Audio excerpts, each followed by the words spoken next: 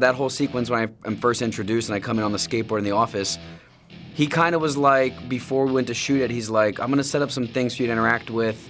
He's like, just, this is your kingdom. You're the king, this is your kingdom.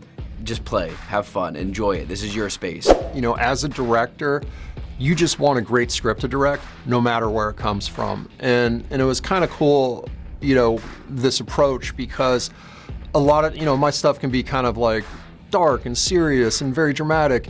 And this gave me permission to really have fun as a director. Everyone, need your attention, please. I'm gonna burn this place to the ground.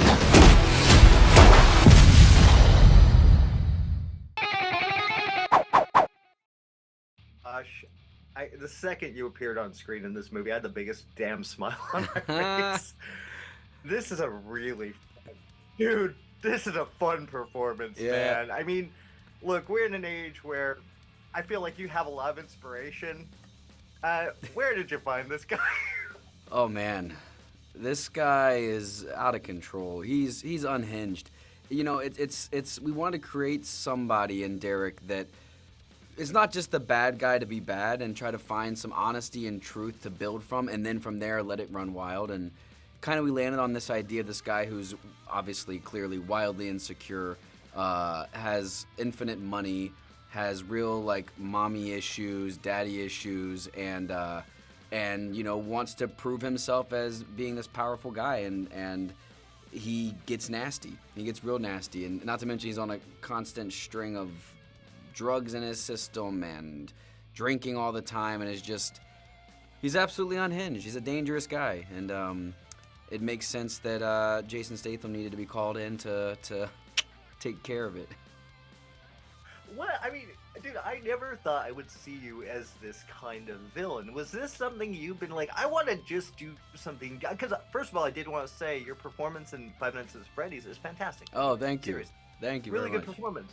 So what was it, you know, were you looking to play a villain, or were you? You know, it was a thing. I wasn't necessarily actively looking for a villain, but I do want to push myself into new places and try different characters, and you know, I think that when David Ayer thought of me for this character, it's not really something that I even thought of myself for necessarily, but I, you know, jumped at the chance to work with him and to bring this character to life. And I just think that every actor, I think, wants to not be put in a box as one type of thing, and have opportunities to try on all kinds of skin suits.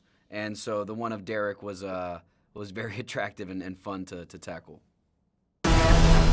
Beekeepers is a special program outside the chain of command. I protect the hive. When the system is out of balance, I correct it. I want to ask, first of all, I'm a huge Statham fan. I really think he's absolutely charismatic. How did you get involved with this? And what was it about this script that you wanted to take on? So I got the script from Kurt Wimmer, and Jason was attached. And you know, as a director, you read these things, and I read a lot of scripts, but this one had, I mean, obviously great character, but this really amazing storyline that just keeps growing and getting bigger with twists. And it wasn't your normal vengeance movie, you know, because it had this really great heart to it and this kind of truth to it. And, you know, vengeance movies are always about the protector delivering justice against bad guys. But this started out in a way that grounds Jason and really puts us, you know, in his space, and really connects the audience with him in a way I hadn't seen before. So that's what really excited me. Yeah, well, I agree with that opening sequence, and I obviously not giving anything away, but my God, how many people cannot, how can you not relate to that? You know, how many times have we known maybe older relatives that have been, you know, that's really powerful stuff. Really powerful performance from Felicia, too, by the way. Yeah, she's amazing. I mean, it's America's mom, really, and then to see her get taken advantage of by, you know, both people and technology, you know, really resonates with a lot of people. And as crew and cast would come to work on the movie, everybody had a story, you know, a similar story about somebody they knew cared about getting scammed like that, or almost scammed. So it's a pretty universal theme. Will you stomp his ass out? You're telling me one man did this. The only thing you know is he's a beekeeper.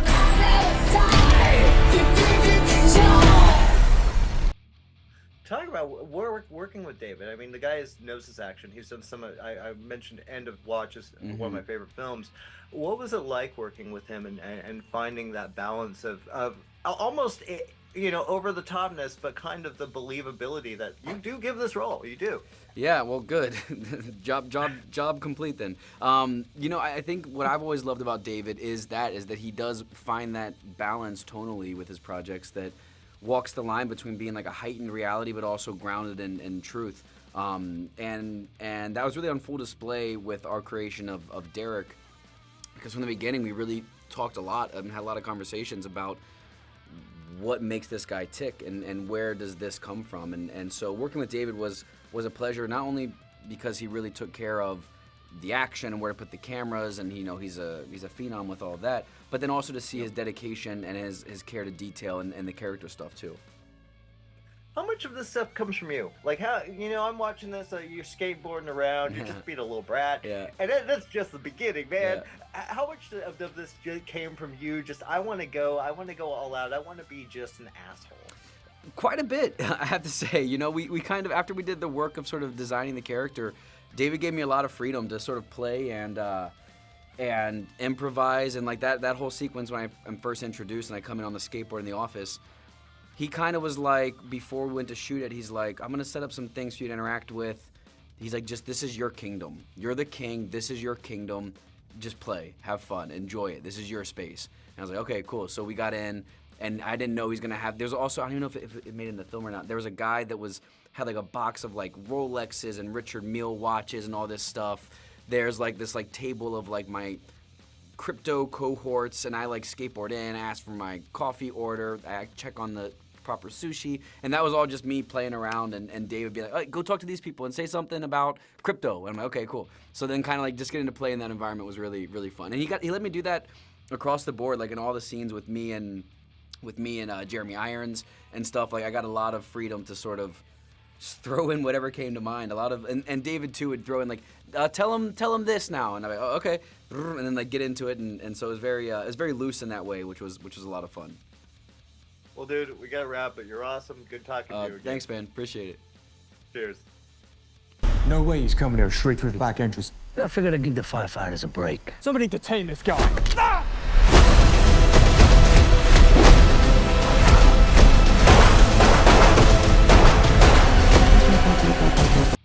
Now, look, you did one of my favorite movies of all time. End of Watch is still a brilliant. It's just one of my favorites. Thank you. What was it like to build the action around this and working with Jason and finding what worked and made it? Because it's a fairly grounded story, even as big and crazy as it gets.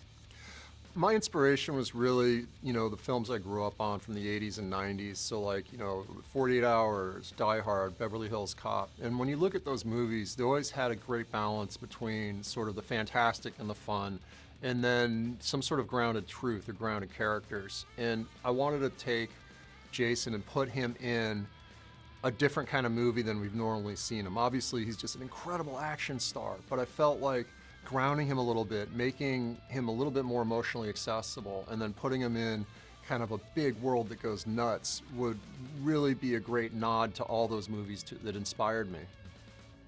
Actually, that's the vibe I got. I was thinking the early 80s and 90s, those kinds of action movies when they were just raw and powerful.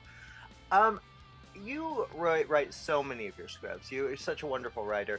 What is it like for you taking on another script? Is there ever kind of a, gosh, I wouldn't go there, I wouldn't do this, Well, I think every script you adjust to sort of fit the needs of the production, and it's always hard as a writer to kind of predict what the location is going to be or what the fight sequence exactly is going to end up being. So Kurt was a great collaborator and gave me this incredible world. And as a director, you just want a great script to direct, no matter where it comes from. And it was kind of cool, this approach, because a lot of my stuff can be kind of like dark and serious and very dramatic, and this gave me permission to really have fun as a director. Yeah, I was actually going to say there's a lot of humor here, which you sometimes don't see with your films. Sometimes, well, I guess that was a blast to explore. It really was. Like, again, I grew up on these amazing genre pictures, and they inspired me to be a filmmaker, but then I never made one. And so, really, for the first time, I kind of put those shoes on and took a walk in them, and I found out that I really like working in that space and had a lot of fun doing it. Well, you did a hell of a job. It was a lot of fun. I had a really good time, man. We got to wrap, but it Right was a on. pleasure. Thank you so much. Cheers, man.